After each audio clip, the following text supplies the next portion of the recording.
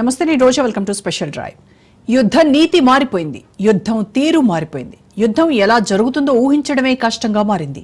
యుద్ధంలో గెలుపోటములు ఎవరికి ఎలా వర్తిస్తాయో కూడా తెలియడం లేదు. బలమున్నవాడే యుద్ధంలో గెలుస్తాడన్న గ్యారంటీ లేదన్న థియరీ ఇప్పుడు ప్రపంచం ముందుకొచ్చేసింది. యుద్ధం అసలు ఎలా జరుగుతుందో కూడా ఊహించలేని విధంగా మారుతోంది. 24 ఫిబ్రవరి 2022లో మొదలైన రష్యా యుక్రెయిన్ యుద్ధం తర్వాత పరిస్థితులన్నీ మారిపోయాయి. వారం 10 రోజుల కంటే యుద్ధం సాగదని ప్రపంచం భావించింది. కానీ ఆ యుద్ధం నేటికీ కొనసాగుతోంది. ఎత్తులకు పై ఎత్తులు వేస్తే యుక్రెయిన్ అధ్యక్షుడు జెలెన్స్కీ రష్యాను ఇరుకున పెట్టాలని చూస్తుంటే, యుద్ధం ఆపేస్తానంటూ భీకర ప్రతిజ్ఞ చేసిన అమెరికా అధ్యక్షుడు డొనాల్డ్ ట్రంప్ మొత్తం వ్యవహారంలో చేతులెత్తేసినట్టుగా కనిపిస్తోంది.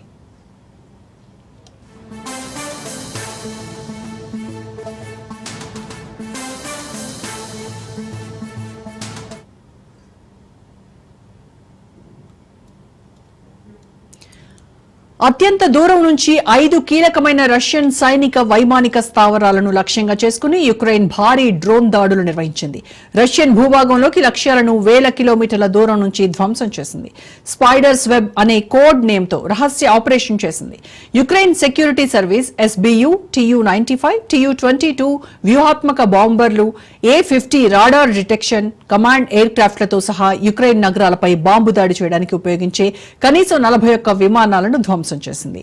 Murmansk, Irkutsk, Ivanovo, Ryazan, Amur ప్రాంతాల్లోని 5 వైమానిక స్థావరాలను ఫస్ట్ పర్సన్ వ్యూ FPV డ్రోన్లను ఉపయోగించి లక్ష్యంగా చేసుకున్నట్టు రష్యా ధృవీకరించింది.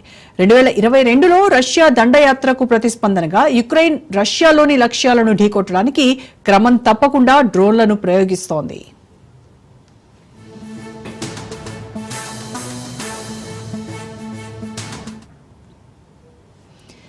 తాజా దాడికి సంబంధించి యుక్రెయిన్ అధ్యక్షుడు వ్లాదిమిర్ జెలెన్స్కీ క్లారిటీ ఇచ్చారు. స్పైడర్స్ వెబ్ ఆపరేషన్ ను 1.5 సంవత్సరాల ప్రణాళిక తర్వాత ప్రారంభించామన్నాడు.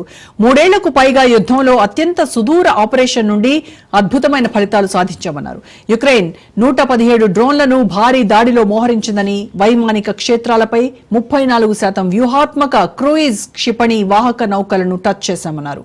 డ్రోన్లను ముందుగానే రష్యాలోకి అక్రమంగా రవాణా చేసి దాడి చేశామన్నారు. ట్రక్కులపై ఏర్పాటు చేసిన చెక్క క్యాబిన్ల పైకప్పుల కింద దాచి అటాక్ చేశారు. దాడి సమయంలో డ్రోన్లు వాటి స్వల్ప దూర లక్ష్యాల వైపు ఎగరటానికి వీలుగా నిర్మాణాల పైకప్పులను రిమోట్ గా మలిచారు. యుక్రెయిన్ సరిహద్దు నుండి దాదాపు 4300 కిలోమీటర్ల దూరంలో ఉన్న ఇర్కుట్స్క్ ఓబ్లాస్ట్ లోని బెలాయా ఎయిర్ బేస్, ఉత్తరాన ఫ్రంట్ లైన్ల నుండి దాదాపు 2000 కిలోమీటర్ల దూరంలో ఉన్న ముర్మాన్స్క్ ఓబ్లాస్ట్ లోని ఒలెన్యా ఎయిర్ బేస్ ఈ దాడిలో దెబ్బతిన్నాయి.